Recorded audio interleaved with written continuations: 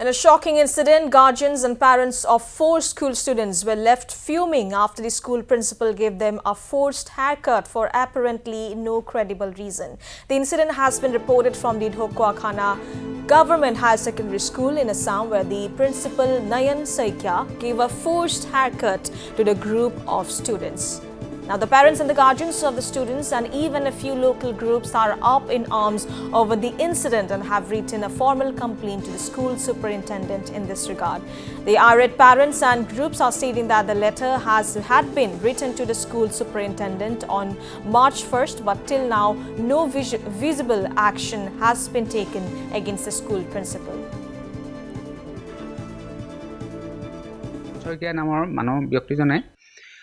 ভাৰপ্ৰাপ্ত প্ৰধান শিক্ষক হৈ আছে তেওঁ ল'ৰাটো এই ক্লাছত যিখিনি অন্যায় হয় ল'ৰা ছোৱালী কাজিয়া কৰে তাৰ ওপৰত চকু নিদিয়ে কিন্তু বিদ্যালয়ৰ প্ৰাতঃ সভাত এই মোৰ ল'ৰাটো চুলি একেবাৰে চুটি কপাল চালাই চুলি কাটি পঠিয়াইছে তাৰপিছত যিটো চুলি কটাটো আমাৰ সামাজিকভাৱে অপদস্থ কৰাৰ এটা মানে ৰীতি আছে যিটো সমাজে দণ্ড বিহে তেনেকুৱা অৱস্থাত তেওঁ মোক কোনো আগজাননী নিদিয়াকে ল'ৰাটো কোনো অপৰাধ নোহোৱাকে ল'ৰাটো তেনেকে চুলি কাটি পঠিয়াই এই বিদ্যালয়খনত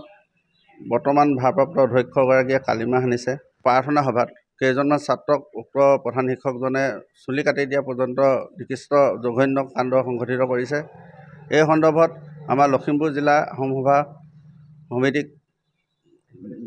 অভিভাৱকসকলে অৱগত কৰিছে আৰু তেওঁলোকে ঊৰ্ধ্বতম কৰ্তৃপক্ষক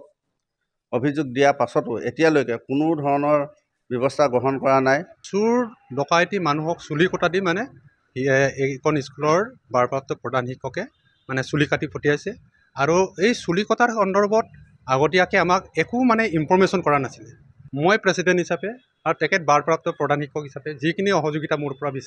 বিচাৰিব লাগে এইখিনি সহযোগিতা নিবিচাৰাকৈ চিধা নিজৰ মইমতালিৰে কিছু কাম কৰি আছে